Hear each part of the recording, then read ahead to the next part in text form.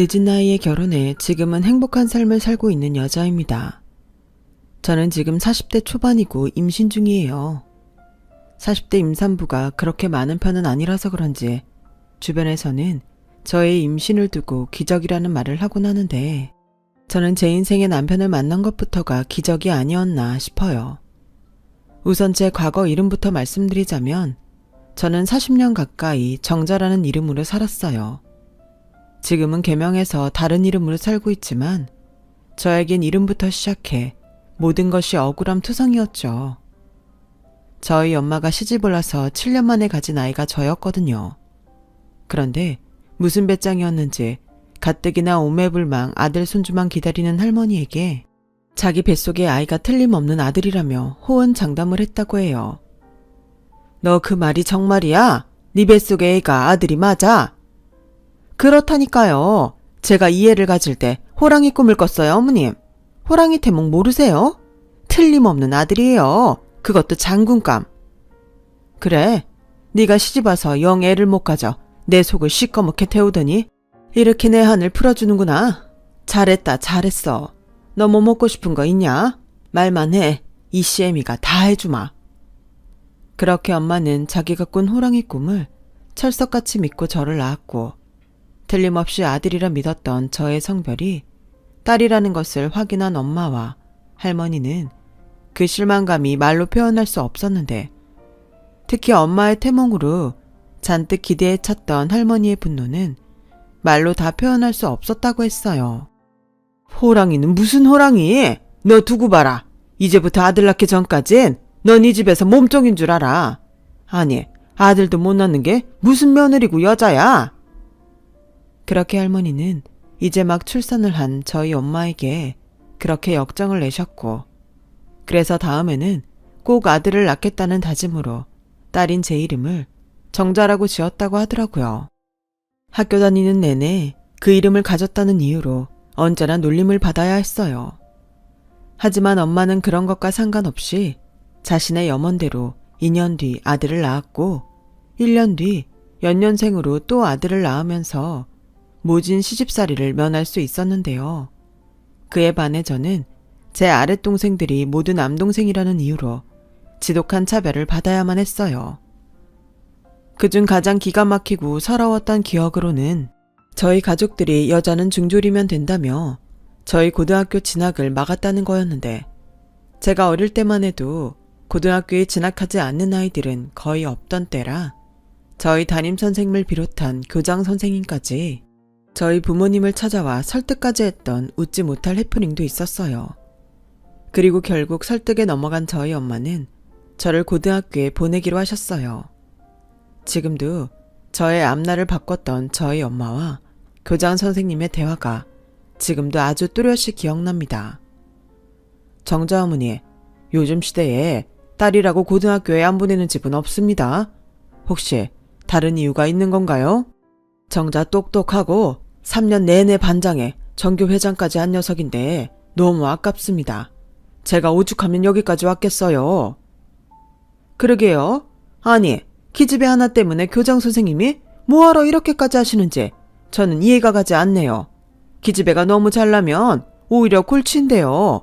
아니, 저걸 어떻습니까? 결혼하면 남의 식구 되는데. 정자 어머니, 이젠 그런 시대가 아니죠. 그리고 무엇보다 누나인 정자가 중학교밖에 나오지 않는다면 오히려 더 이상하게 보죠. 요즘은 옛날 같지가 않아서 가방끈이 짧으면 시집도 못 가고 그럼 장남인 재민이가 지 누나를 책임져야 할 수도 있는데 어머님은 그러길 바라시나요? 네? 우리 장남이 지 누나가 가방끈이 짧으면 책임을 져야 한다고요? 그렇다니까요. 요즘 세상이 그래요. 결국 저는 장남인 동생에게 짐이 되지 않기 위해 고등학교에 진학할 수 있게 됐어요. 그리고 대학은 죽어도 안 된다고 했지만 이미 장학금을 받고 대학에 가기로 결정을 한 터라 일단 대학 진학을 했는데 저의 대학 진학을 반기지 않았던 저희 집은 제가 대학을 졸업하는 그날까지 단 한 푼도 주지 않았어요. 그래서 장학금과 아르바이트를 하며 졸업할 때까지 잠도 제대로 자지 못하고 살았는데 그것도 자기 눈엔 꼴보기 싫었는지 엄마는 누가 대학에 다니라고 했냐며 걸핏하면 저를 구박하기만 했었죠. 사실 엄마가 그렇게 떠받들고 사는 첫째 남동생이 공부에는 그다지 거리가 멀었거든요. 그런데 무슨 욕심이 많은지 자기는 저보다 더 좋은 대학에 갈 거라며 말도 안 되는 소리를 하곤 했는데 그럴 때마다 저희 엄마가 더 문제였어요. 그럼 우리 장남이 얼마나 똑똑한데 저것도 가는 대학을 너 같은 영재가 못 가겠니? 붙기만 해라. 그러면 그 뒤부터는 엄마가 다 알아서 해줄게. 기가 막히죠. 공부라는 게 노력 없이 되는 건 절대 아니잖아요. 결국 동생은 오스 끝에 겨우 서울에 있는 전문대를 다니게 되었고 자기들이 한 말이 있어 그런지 이건 다 네가 네 동생 운을 쪽쪽 빨아먹었기 때문이야. 너 내 아들 인생 어쩔 거야? 어쩔 거냐고? 라며 억지를 부렸는데 저는 10년 넘게 들어온 말이라 그런지 나중엔 이골이 나서 그 소리도 흘려듣게 됐어요. 아무튼 그런 시간을 견디고 저는 공기업에 취직해 지긋지긋한 집을 낳을 수 있게 됐죠.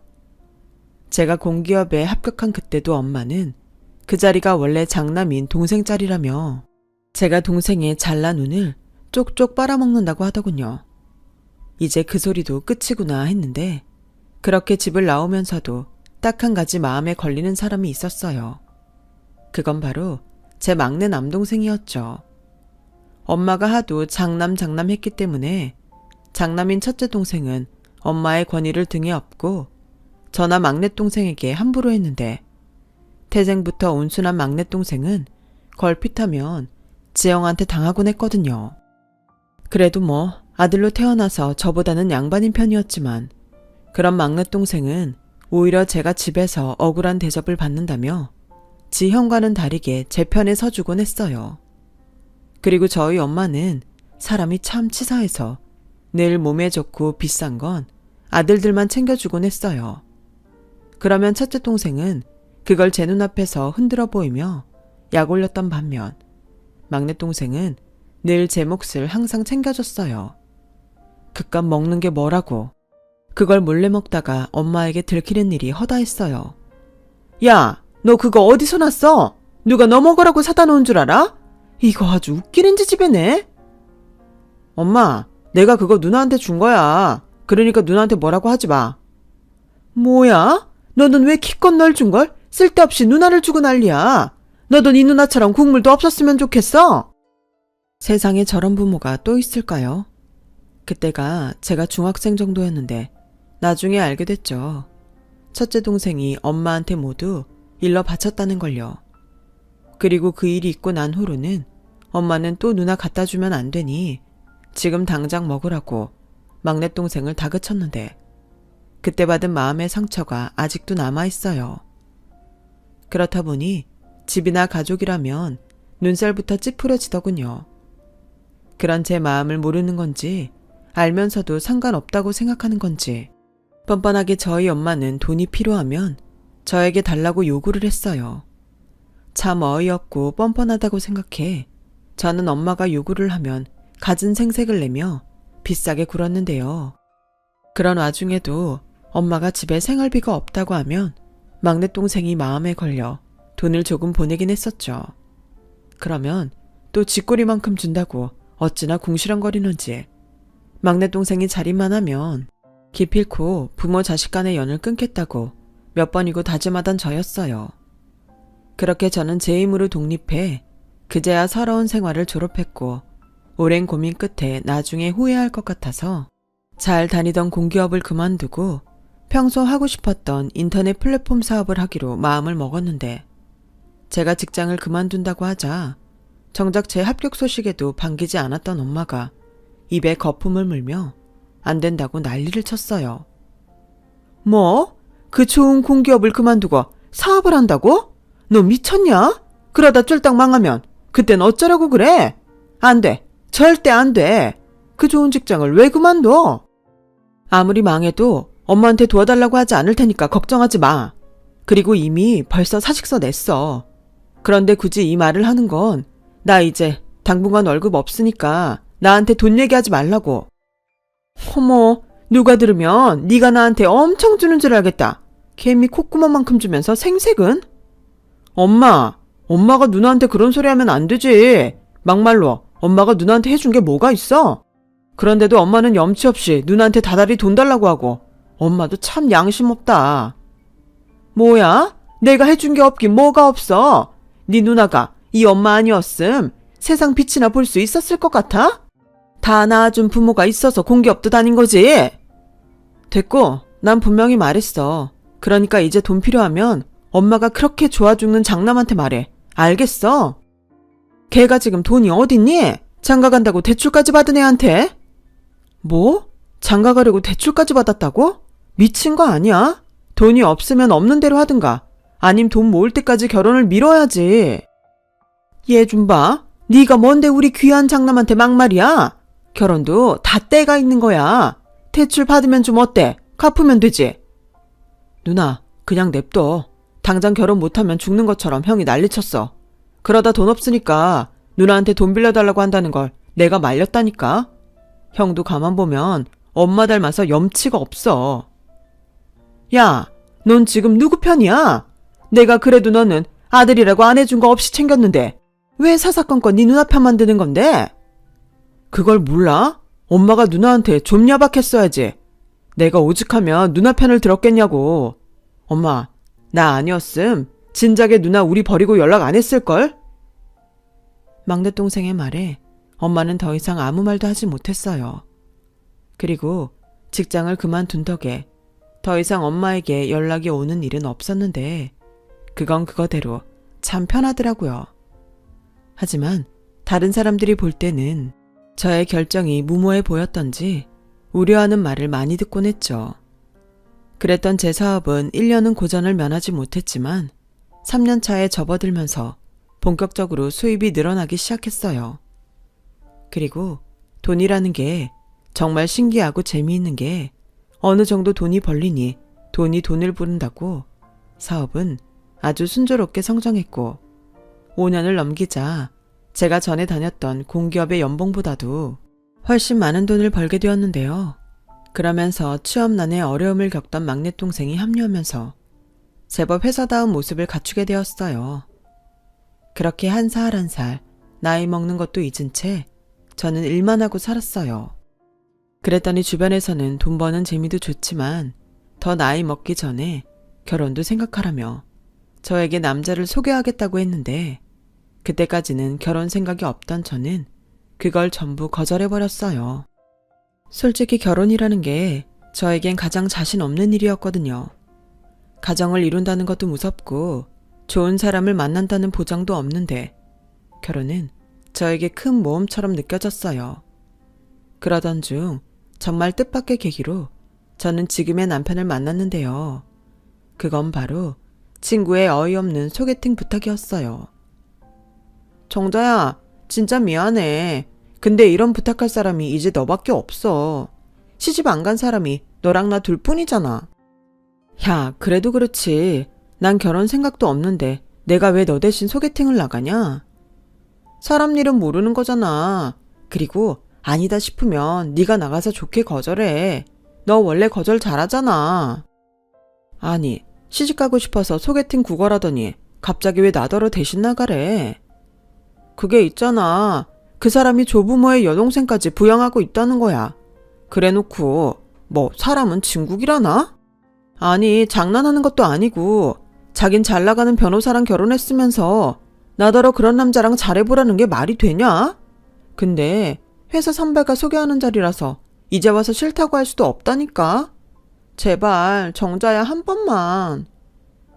저는 그렇게 어쩔 수 없이 친구의 부탁으로 팔자에도 없는 소개팅을 나가게 됐고 이 남자도 참 딱하다라는 생각으로 남편을 기다리고 있는데 이미 남편의 사정을 다 아는 저였지만 이상하리만큼 첫 만남부터 남편이 싫지가 않더라고요. 게다가 가족들을 아끼는 그 남자의 마음이 저에겐 없는 감정이라 신기했어요. 그러다 보니 별다른 마음 없이 나간 자리였지만 자연스럽게 남편과 몇 번 더 만나게 되었어요. 물론 남편 역시 친구 대신 소개팅을 나온 저에게 처음엔 그다지 좋은 감정은 아니었다고 하더군요. 나중에 남편에게 듣기로 자신의 환경 때문에 반갑지 않은 말을 종종 들어왔기 때문에 제가 대신 나온 이유도 그런 것 중에 하나였지 않았나 생각했다고 했어요. 그러면서도 자신의 환경을 모두 알고도 아무렇지 않아 하고 또 신기해하는 제가 너무 신기해 저를 계속 만났다고 하더라고요. 그렇게 첫 만남은 썩 유쾌하지 않았지만 서로에게 호감을 느꼈던 저희 둘은 언제 그랬냐는 듯 빠른 속도로 친해졌죠. 그러다 보니 누가 먼저랄 것도 없이 연인 사이가 되었는데요. 남자를 처음 만난 건 아니었지만 저는 남편과 사귀면서 전에는 자존심 때문에 이야기하지 않았던 저의 아프고 서러웠던 이야기를 조금씩 하게 됐어요.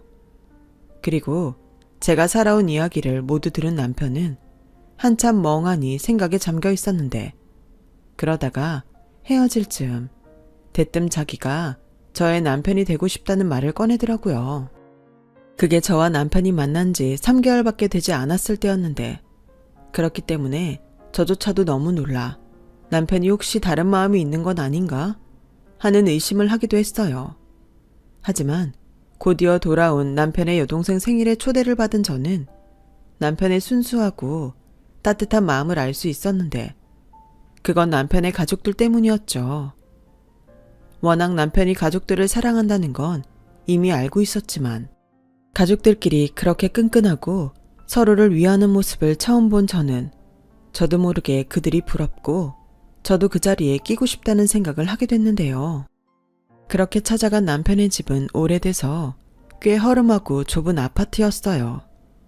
하지만 식탁 놓을 자리가 없어 상 앞에 둘러앉은 가족들은 하나같이 정 많고 참 따뜻했어요. 특히 할머님 인품이 좋으셨어요. 손주가 처음으로 여자친구를 데리고 왔다며 저에게 어찌나 잘해주시는지 이번에 시장에서 물 좋은 갈치를 샀다며 제 밥그릇 위에 가시를 모두 발라낸 갈치를 올려주기까지 하셨죠. 하지만 그 모습을 본 남편의 여동생, 그러니까 지금의 시누이가 깜짝 놀라 할머니를 말렸는데요. 할머니, 손님한테는 그러면 안 돼. 싫어하는 반찬일 수도 있잖아. 어머나, 그러네. 미안해요. 나는 갈치가 너무 맛있게 돼서 주고 싶었는데 혹시 기분 나빴어요?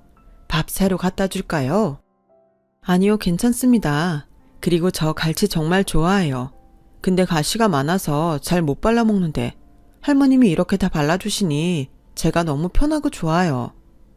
어머, 그래요? 우리 성준이도 갈치 참 좋아하는데 둘이 입맛이 통하나 보네. 자, 그럼 이 메추리알 장조림도 한번 먹어봐요. 우리 애들이 어릴 때부터 이걸 참 좋아해서 내가 떨어지지 않게 하는데 입에 맞았으면 좋겠네요. 그래요? 저도 메추리알 장조림 좋아하는데 그나저나 할머님 음식 전부 다 맛있어요. 제가 여태 먹어본 음식 중에 1등이에요. 저 다음에도 이렇게 밥 먹으러 또 와도 될까요? 그럼요. 언제든지 와요. 내가 다른 건 몰라도 항상 따뜻한 밥 한 그릇은 줄 수 있으니까. 저는 할머님의 그 말이 참 좋았어요. 그리고 그런 어른의 관심과 애정을 처음 받아본 저는 저도 모르게 얼굴에 미소가 번졌는데 어쩌면 할머니는 아셨던 것 같아요. 제가 이런 집밥이나 가족의 정에 굶주려 있었다는 것을요.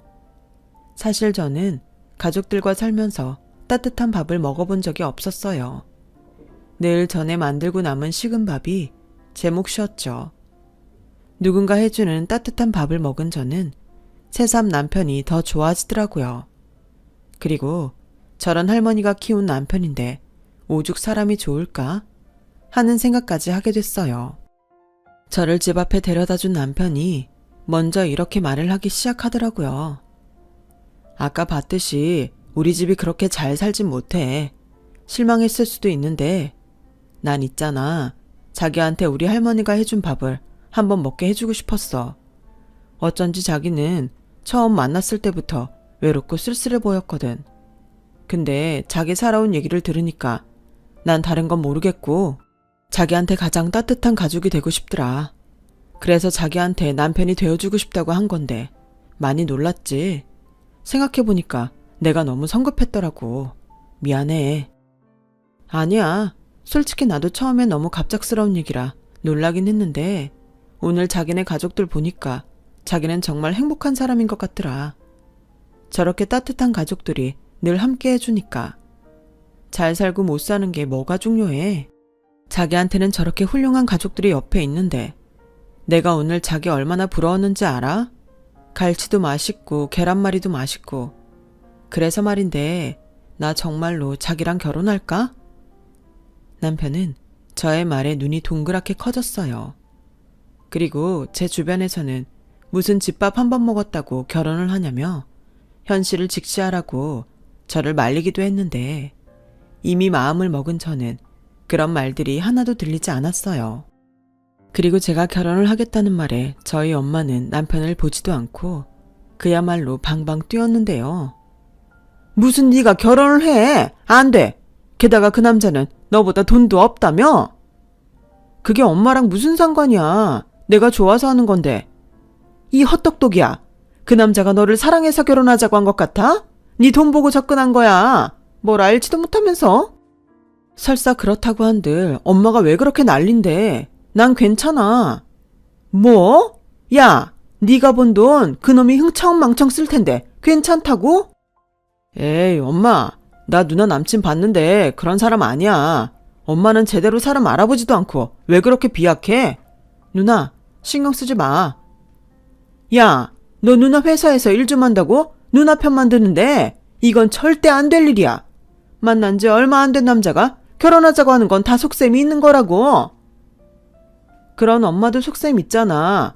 언제 사업은 아무나 하냐며 뭐라고 하더니 내가 돈 좀 버니까 하루가 멀다고 돈 달라고 하잖아. 그야 엄마가 요즘 얼마나 힘들면 그러겠냐. 네 아빠 세상 뜨고 내가 뭐 변변한 수입이 있어? 왜 평생 그렇게 잘 될 거라고 호언장담하던 장남 있잖아. 얘가 또 가만히 있는 우리 장남을 걸고 넘어지네. 너 도대체 언제까지 그럴 거야? 동생이 살기가 힘들면 누나가 좀 나서서 돈도 척척 주고 좋은 일자리 있으면 동생 좀 꽂아주고 그래야지. 이건 뭐 지 혼자만 잘 먹고 잘 살겠다고? 아무튼 결혼은 안 돼. 그렇게 정 결혼이 하고 싶으면 너 나한테 아파트 한 채 사주고 생활비 꼬박꼬박 월마다 300만 원씩 입금한다고 각 썼어. 웃겨? 내가 왜? 나 성인이야. 엄마가 그렇게 나오면 나 그냥 결혼식 생략하고 그 사람이랑 혼인신고하고 살면 그만이야. 그러니까 그렇게 알아. 어머, 얘, 너 정말 그럴 거야? 야, 너 그렇게 시집가면 난 뭐가 되냐? 야! 저는 그제야 애타게 저를 부르는 엄마를 뒤로하고 남편과 조촐하게 식을 올린 뒤 혼인신고까지 마쳤어요. 주변에서 너무 성급하다고 저를 말리기도 했지만 저는 확신이 있었어요.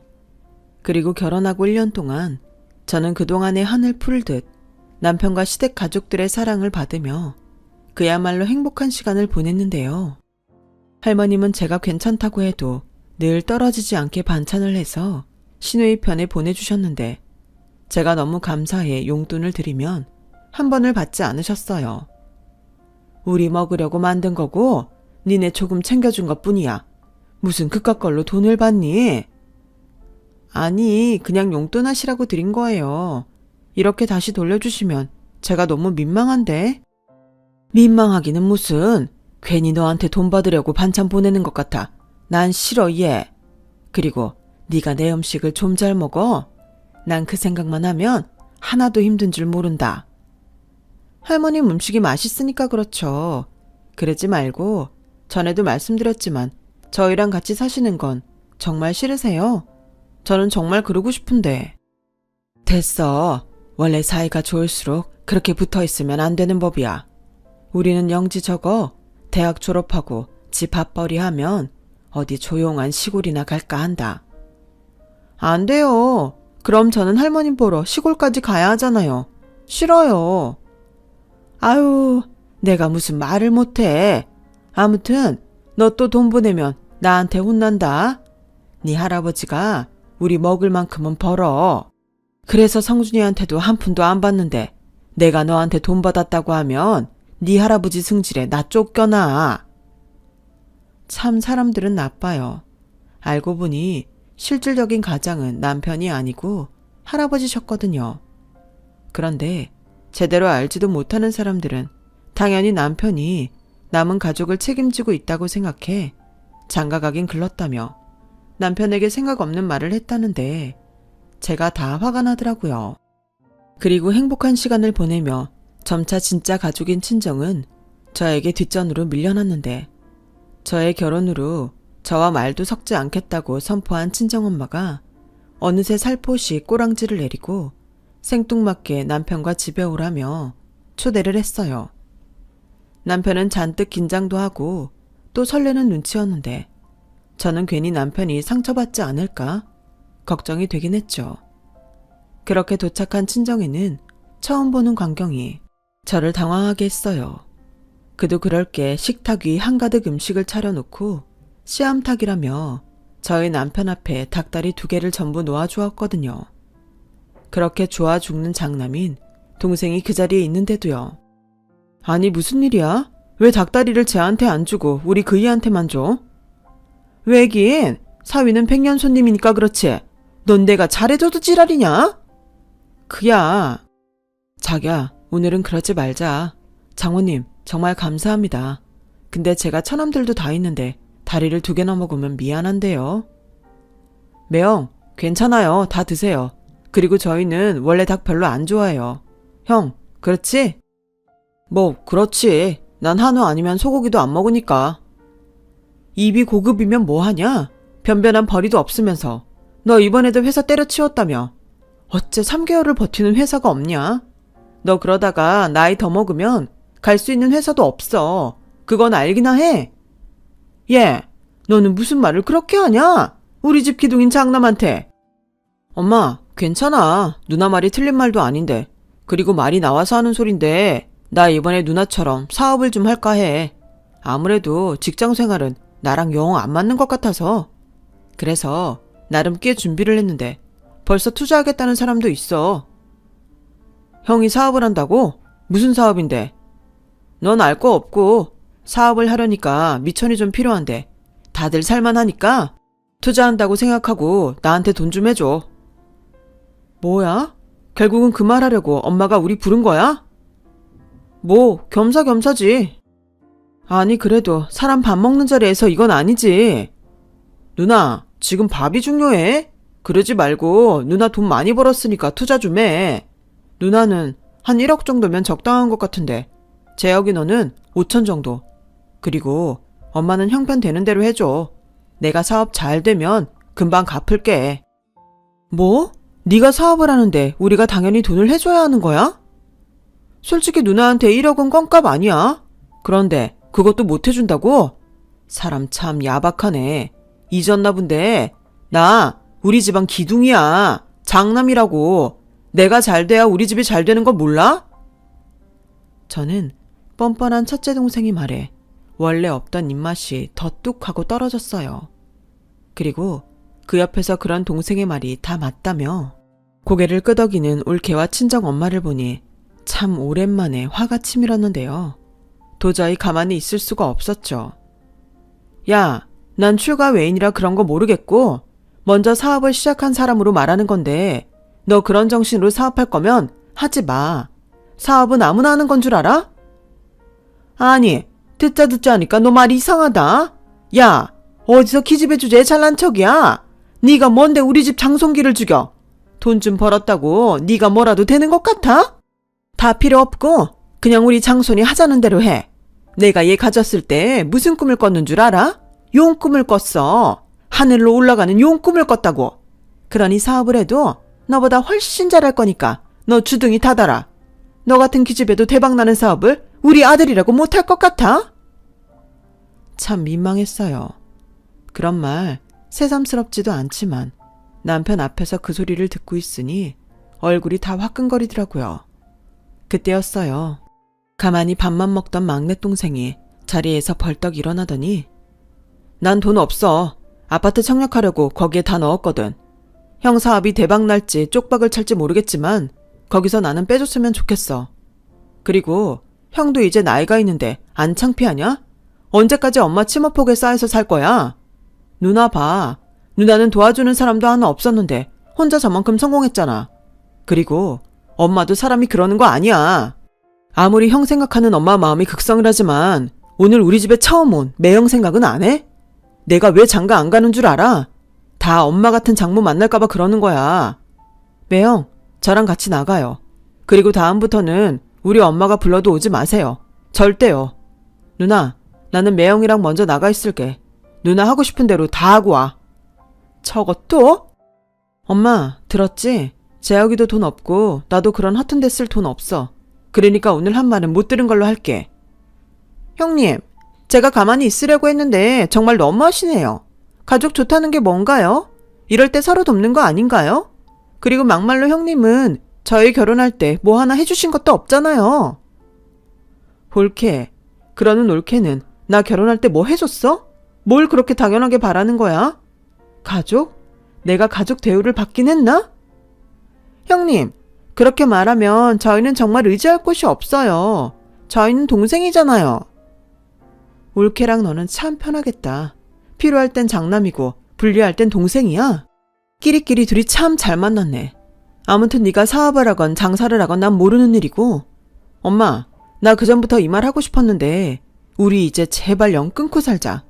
엄마가 그랬잖아. 기집애는 시집 가면 남이라고. 나 시집 갔으니까 이제 남이라고 생각해줘. 제발. 저는 그 말을 남기고 집을 나왔어요.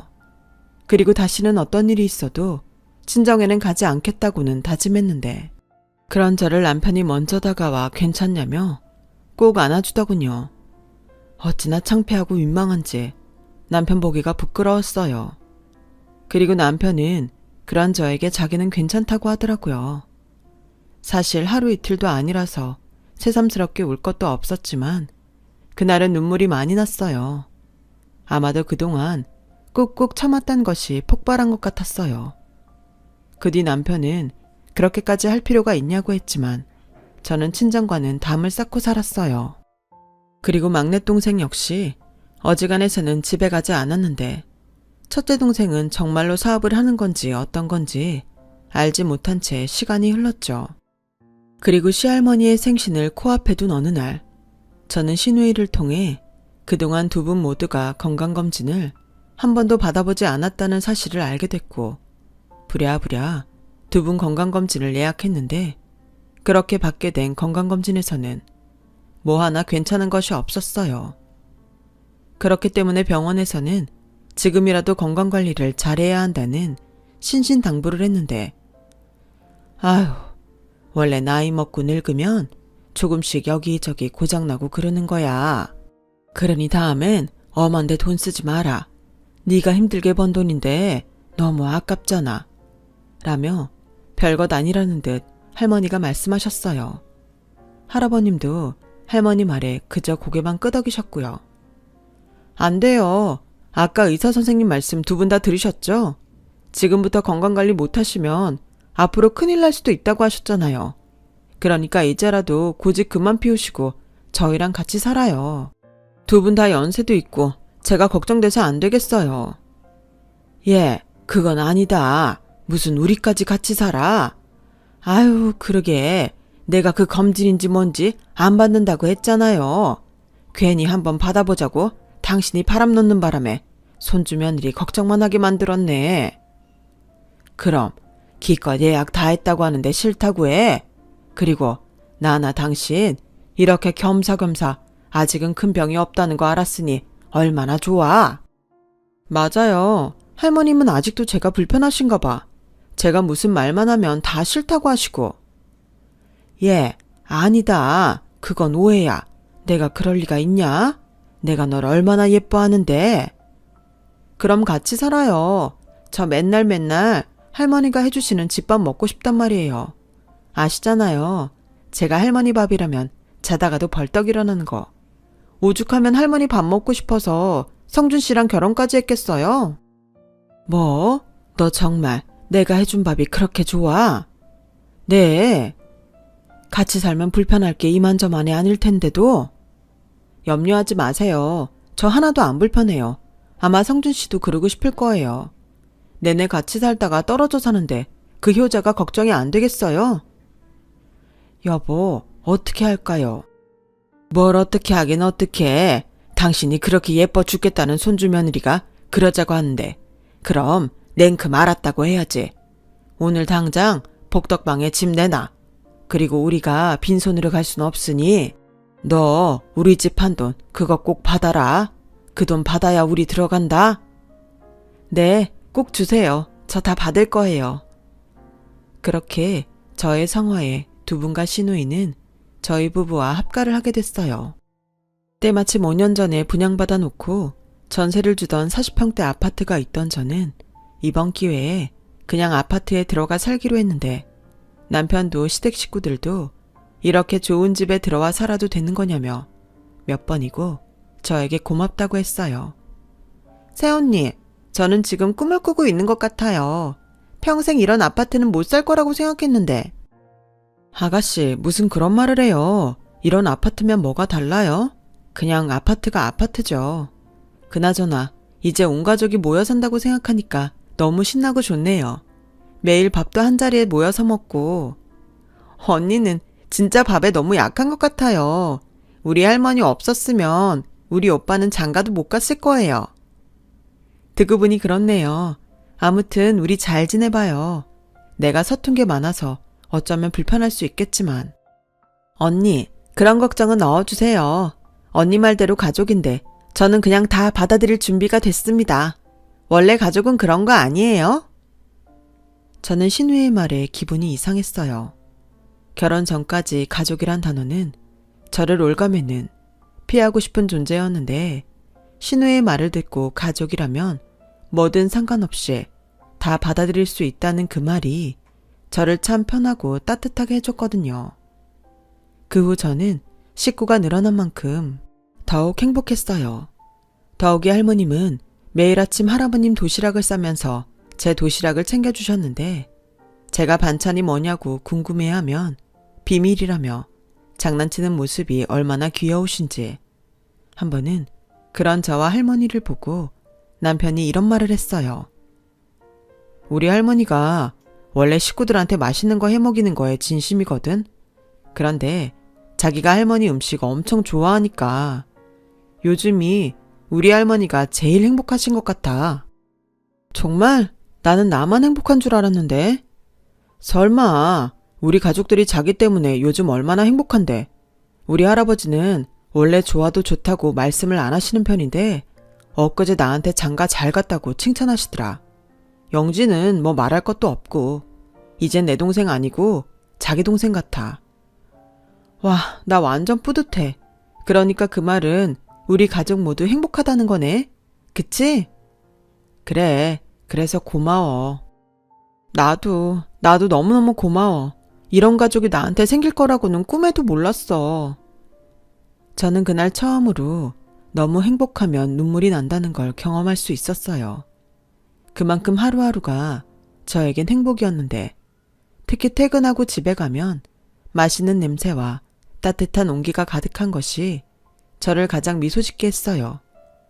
그리고 앞으로 이런 날이 매일매일 있었으면 좋겠다고 생각하던 어느 날 반갑지 않은 전화 한 통이 걸려왔어요. 나다. 너는 자식이라는 게 그렇게 가서는 어째 연락이 한 통 없냐? 왜 전화했어? 내가 그때 분명히 말했잖아. 영 끊자고. 아이고, 그게 가능한 일이야? 찰류를 네가 무슨 수로 끊어? 됐고, 나 바빠. 용건이 뭐야? 너, 내가 재혁이한테 들었는데 네가 분양받은 아파트에 시댁 식구들 죄다 끌어놓고 산다며? 네가 제정신이냐? 아니지. 혹시 네 서방이 그러자고 하든? 한마디만 더 해. 나 그땐 아주 가만 안 있어. 내가 우리 식구랑 내 아파트에서 산다는데 왜 엄마가 난리야? 우리 식구? 누가 우리 식구야? 이게 시집가더니 완전히 남의 집 사람이 됐네? 또 말해. 여자는 시집가면 남이라며. 엄마야말로 구질구질하게 왜 그래? 정신 똑바로 차리란 소리야. 가진 거 엄한 사람들한테 뺏기지 말라고. 우리 시댁 식구들이 전부 엄마랑 재민이 같은 줄 알아? 끊어. 야, 나 아직 할 말 남았어? 야! 저는 엄마가 그러거나 말거나 전화를 끊어버렸어요. 그랬더니 정확히 일주일 뒤 말도 안 되는 일이 벌어지고 말았는데요. 시작은 다급한 신우이의 전화였어요. 새언니, 바쁘신데 죄송해요. 근데 지금 집에 좀 오셔야 할 것 같아서. 왜요? 집에 무슨 일 있어요? 설마 할머니나 할아버지 어디 아프세요? 그게 아니고요. 새언니 엄마랑 남동생 부부가 오셨어요. 그리고 저희한테 집을 나가라고 하시는데. 뭐라고요? 저는 신우이의 전화를 끊자마자 막내 동생이랑 정말 쏜살같이 집으로 갔어요.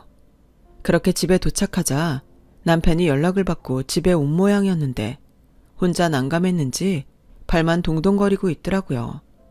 그리고 이윽고 할머님과 할아버님이 쓰는 안방에서 쩌렁쩌렁한 친정엄마 목소리가 들려왔는데요. 아니, 사람들이 참 염치가 없어도 너무 없네요. 내 딸 집에 들어와 살면서 쪽방도 아닌 안방을 쓰십니까? 안방은 원래 집주인이 쓰는 건 몰라요? 아, 저희는 손주 며느리가 쓰라고 해서 그랬는데 안 싸둔 말을 들어보니 저희가 잘못한 것 같네요. 당장 짐 빼겠습니다. 그래요. 그리고 짐 빼신 김에 사돈 처녀도 데리고 나가세요. 여긴 이제 저랑 저희 큰아들이 들어와 살아야겠으니. 지금 뭐 하는 거야? 누구 맘대로 여기서 살아? 할머니, 할아버지 놀라셨죠? 정말 죄송해요. 당장 내보낼 테니 조금만 참으세요. 뭐야? 내보내? 너 지금 네 엄마랑 네 동생을 내보내겠다는 거야? 얘가 아주 돌아도 단단히 돌았네. 얘, 여기서 나갈 사람은 너랑 아무 상관없는 이 사람들이야. 그리고 나랑 네 동생 이제 여기 말고는 갈 데 없어. 내가 그 얘기하려고 했는데 네가 싸가지 없게 전화를 끊었잖아. 그래서 지금 내 허락도 없이 여기 와서 산다고? 게다가 니네 부부까지? 누나, 오죽하면 우리가 여기까지 왔겠냐? 그냥 남도 아닌데 좀 봐주면 덧나냐? 웃기고 자빠졌네. 아니, 멀쩡한 집들은 어쩌고 왜 갈 데가 없어? 설마 집 날린 거야? 날린 거 아니야. 네 동생 사업이 좀 어렵다고 해서 두 집 팔아서 투자했다. 그러게 네가 돈 좀 해줬으면 좀 좋았냐? 아니, 지금 이게 말이 돼? 올케, 아니 올케라도 집 한다고 했을 때 말려야 하는 거 아니야? 어떻게 돌아가는 거 빤히 보고만 있어. 형님, 왜 저한테만 그러세요? 저도 여기 오고 싶어서 온 거 아니에요. 저희가 여기 있는 거 정 싫으시면 지금이라도 전세 하나 얻을 수 있게 돈 주시면 되잖아요. 예, 난 싫다. 내 딸 집이 여기 버젓이 있는데 내가 왜 나가냐? 나가려면 이 사람들이 나가야지. 난 못 나가. 저 사람들 지금껏 남의 딸 덕에 호강했으니 미련도 없지 뭐. 안 그래요? 순간 신우이가 화가 난 얼굴로 방에 들어왔어요. 하지만 할머님이 아무 소리 하지 말라며 필사적으로 신우이를 말렸고 남편 역시 얼굴빛이 상당히 좋지 않았는데 저는 늦게 만난 제 식구들을 지키기 위해 결단을 내리지 않으면 안 됐어요. 좋게 말할 때 당장 나가. 안 그러면 나 경찰에 신고한다. 뭐? 너 지금 배 아파가면 아준 엄마한테 그게 할 소리야? 왜 생판 남한테는 그렇게 잘하면서 나한테만 그렇게 매정해? 매정해? 그러는 엄마는 왜 그랬어? 난 생판 남도 아니었는데. 왜 재민이 재혁이 다 챙기면서 나한테만 그렇게 모질게 굴었는데? 아우 지겨워. 그래, 내가 너 기집애라고 차별 좀 했다. 그래도 그렇지 그걸 여태 우려먹냐? 사골도 이런 사골이 없네. 그만큼 나한테는 상처라고. 난 엄마랑 살면서 갓 지은 따뜻한 밥 한 번 먹은 적 없어. 반찬도 늘 재민이 재혁이 먹고 남은 것만 줬잖아. 남들 소풍 갈 때 도시락 싸우는데 엄마는 내 도시락은 없다고 해서 나만 쫄쫄 굶고 학비 한 번 보태준 적도 없으면서 기집애가 대학 다니는 걸 보기 싫다고 내 책 다 불질렀잖아. 그러고도 엄마가 이럴 자격이 있다고 생각해? 만약 엄마 뜻대로 내가 고등학교도 못 가고 빌빌거렸으면 이렇게 구걸하러 올 딸도 없는데 어쩔 뻔했어? 뭐? 구걸? 너 말 다 했어? 내가 거지야? 몰랐어? 엄마가 이러는 거 거지가 구걸하는 거랑 뭐가 달라? 저기 지금? 야! 누나, 말이 심하잖아. 아무리 지금 내 사업이 궁지에 몰려서 이런다지만 진짜 남매면서 너무하네. 그렇게 피해망상에 젖어 있으면 여기 사람들이 불쌍하다고 막 잘해주냐? 그래서 남이 잘해주니까 홀랑 넘어가서 진짜 가족도 못 알아보고 이러는 거야? 형이야말로 말 이상하게 하네. 누나 시댁 식구들이 누나한테 얼마나 잘해주시는 줄 알아? 나라도 엄마랑 형 버리지. 누나가 무슨 미련이 있어. 형이랑 형수야말로 진짜 뻔뻔하다. 어떻게 여기 올 생각을 하냐? 도련님, 지금 도련님은 누구 편이에요?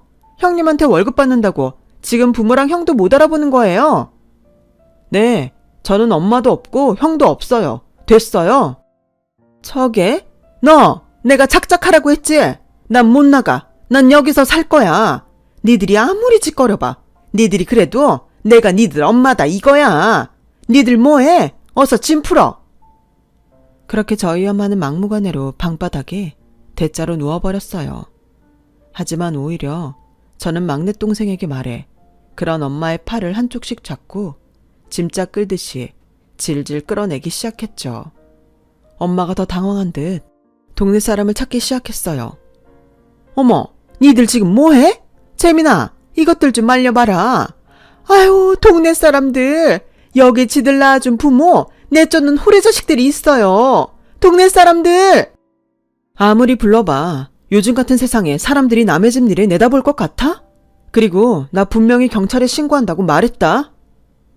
저는 버티는 엄마를 막내 동생과 힘을 합쳐 현관문 밖으로 내쫓았어요. 그리고 첫째 남동생 내외한테도 이렇게 소리쳤는데요.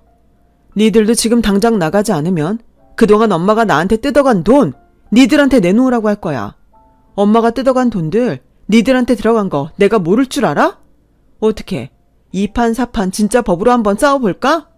또 한 번 이런 일 있어봐. 그동안 당하고 산 거 내가 몇 배로 갚을 테니까. 사업? 웃기고 있네. 내가 소문 한번 제대로 나게 해줘?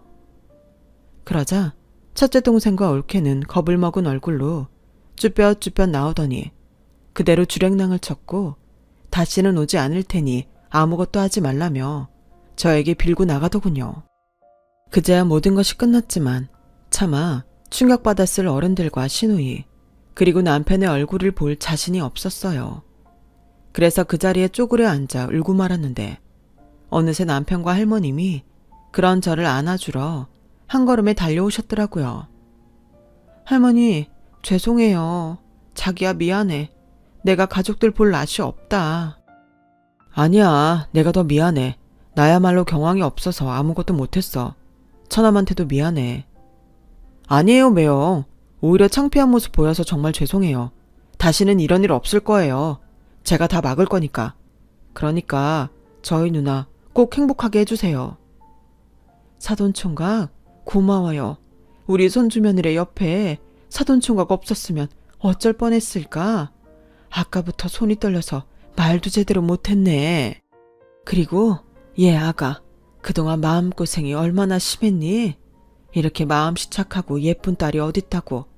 이젠 아무 걱정하지 마라. 내가 다 해주마. 저는 할머니의 말에 엉엉 울었어요. 할 수만 있다면 이런 집에 태어나게 해주지. 왜 엄마 자식으로 태어나게 했는지 하늘이 다 원망스러웠죠. 하지만 그 일이 있고 난 후부터 저희 가족은 더욱 단단해졌어요. 그리고 그 일을 겪은 할머님과 할아버님은 저를 위해서라도 오래 살아야 한다며 자신들의 건강을 챙기기 시작했는데 1년 뒤 다시 받은 건강검진에서도 두 분의 노력이 고스란히 나타났더라고요. 그 후 막내 동생을 통해서 첫째 동생의 사업이 결국엔 쫄딱 망했다는 소식을 들을 수 있었는데 집을 모두 날린 그들이 또 저희 집으로 쳐들어올 것이 걱정된 저는 이참에 아파트를 팔고 서울 변두리에 전원주택을 마련하기로 마음을 먹었어요. 그리고 저희가 이사를 간 지 얼마 지나지 않아 제 예상대로 친정엄마와 첫째 동생 내외는 막내 동생에게 이사간 저희 집을 알려달라며 그렇게 성화를 부렸다고 했는데 막내 동생은 어림없다며 저 몰래 다시 나타나지 않는 조건으로 각서를 받고 돈을 조금 해줬다고 하더군요. 그 사실을 뒤늦게 한 저는 막내 동생에게 너무 고마워 자회사를 만들어 사업 일부분을 일임했는데 동생은 그렇게까지는 자신 없다며 마다했지만 저는 누구보다 제 동생이 잘 해낼 거라는 걸 믿어 의심치 않았죠. 그 뒤 다행히도 막내 동생은 사업을 잘 해나가 지금까지도 저에게 큰 도움이 되어주고 있고, 친정 엄마와 첫째 동생 내외의 소식은 감감무소식인데요. 부디 이 생이 끝날 때까지 그들의 소식은 영영 모르고 살았으면 좋겠어요. 덕분에 저는 평화로운 일상을 되찾았고, 몸과 마음이 편해서인지 기대하지 않았던 새 생명이 40을 넘긴 저에게 찾아왔습니다. 어찌나 기쁘고 행복한지 벌써부터 이 아이를 위해서라면 못할 일이 없을 것만 같았어요. 그러자 할머님은 저는 분명히 좋은 엄마가 될 거라고 매일같이 격려를 해주세요. 그 무렵 할아버님의 권유로 계명을 하게 됐어요. 남은 인생은 애정을 듬뿍 받고 살라고 할아버님이 애정이라는 이름을 지어주셨거든요. 그 이름 덕분인지 저는 지금까지 분에 넘치는 가족들의 사랑을 받고 있어요. 오늘도 할머니가 싸준 맛있고 따뜻한 사랑의 도시락에 감히 이 세상에서 가장 행복한 사람은 저라고 말할 수 있을 것 같아요. 그리고 끝으로 제가 더 오래오래 이 맛있는 도시락을 먹을 수 있도록 할머님과 할아버님이 건강하게 저희 부부와 함께 하실 수 있었으면 해요. 부디 저의 마음이 저희 사랑하는 가족들에게 전해질 수 있었으면 좋겠습니다. 조금 늦게 만난 가족이지만 그만큼 오래오래 함께 할 수 있길 바라면서 저의 이야기를 마치도록 할게요. 지금까지 저의 긴 이야기를 들어주셔서 대단히 감사합니다. 언제나 따뜻한 가족과 함께하는 매일이 되시길 바랄게요. 여러분, 사연 댓글에 응원과 현명한 조언 부탁드려요. 좋아요와 구독은 저에게 큰 힘이 됩니다. 오늘도 좋은 일 가득하세요.